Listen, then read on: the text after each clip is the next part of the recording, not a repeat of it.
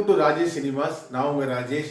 இன்னைக்கு நம்ம பார்க்க போற படம் என்ன அப்படின்னா 2024 ரூபர்ட் சாண்டர்ஸோட டைரக்ஷன்ல வெளிவந்த தி க்ரோ அப்படிங்கிற படத்தை தான் நம்ம இன்னைக்கு பார்க்க போறோம். இந்த படத்தோட கதை என்ன அப்படின்னா, சின்ன வயசுலே ஒரு எதிர்பாராத சம்பவத்தினால ஹீரோ ஜெயிலுக்கு போயிடுறாரு. ஹீரோயினும் ஒரு எதிர்பாராத சம்பவத்துல ஹீரோயினும் ஜெயிலுக்கு போயிடுறாங்க. இவங்க ரெண்டு பேரும் தற்செயலா ஜெயில மீட் பண்றாங்க. மீட் பண்ணி இவங்களுக்குள்ள ஒரு அழகான ரிலேஷன்ஷிப் வருது. அதுக்கப்புறம் இவங்க ரெண்டு பேரும் ஒன்னா தப்பிச்சு வெளியில வராங்க. இதுக்கப்புறம் ரொம்ப ஆடி பாடி ரொம்ப சந்தோஷமா இவங்களோட லைஃப் போயிட்டு இருக்கு. அந்த டயத்துல எதிர்பாராத விதமா இவங்க ரெண்டு பேரும் கொடூரமான முறையில கொலை செய்யப்படுறாங்க. இதுக்கப்புறம் இந்த கதையில என்ன நடந்துச்சு அப்படிங்கிறத இந்த படத்தோட மீதம் உள்ள மொத்த கதையுமே.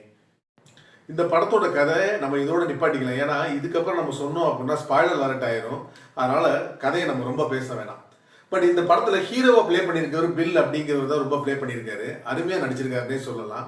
அதுக்கடுத்து இந்த படத்தோட மிகப்பெரிய பலம் எது அப்படின்னு கேட்டீங்கன்னா சினிமோட்டோகிராஃபி. ஸ்டீவ் ஆனிஸ் பண்ணியிருக்காரு. ரொம்ப அருமையா பண்ணியிருக்காருன்னே சொல்லலாம். நைட்ல வர ஒவ்வொரு சீக்வன்ஸுமே நம்ம விஷுவலா பாக்குறப்ப ரொம்ப பிரம்மாண்டமா இருக்கு சினிமோட்டோகிராஃபி.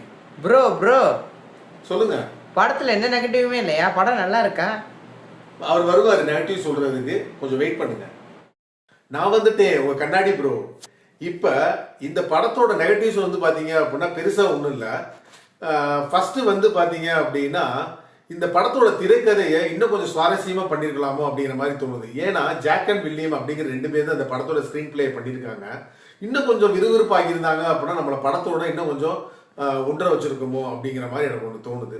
ரெண்டாவது விஎஃப்எக்ஸை இன்னும் கொஞ்சம் கான்சன்ட்ரேட் பண்ணி நல்லா பண்ணிருக்கலாமோ அப்படிங்கிற மாதிரி தோணுது. மொத்தத்துல இந்த படம் எப்படி இருக்கு அப்படின்னு கேட்டீங்கன்னா, பொழுது போறேன்னா தாராளமா ஒரு தடவை உட்காந்து இந்த படத்தை பார்க்கலாம். மீண்டும் அடுத்த மூவி ரிவ்யூல நான் உங்களை சந்திக்கிறேன். என்னோட சேனலை மறக்காம நீங்க சப்ஸ்கிரைப் பண்ணுங்க, உங்க ஃப்ரெண்ட்ஸுக்கு ஷேர் பண்ணுங்க, லைக் பண்ணுங்க. நன்றி, வணக்கம்.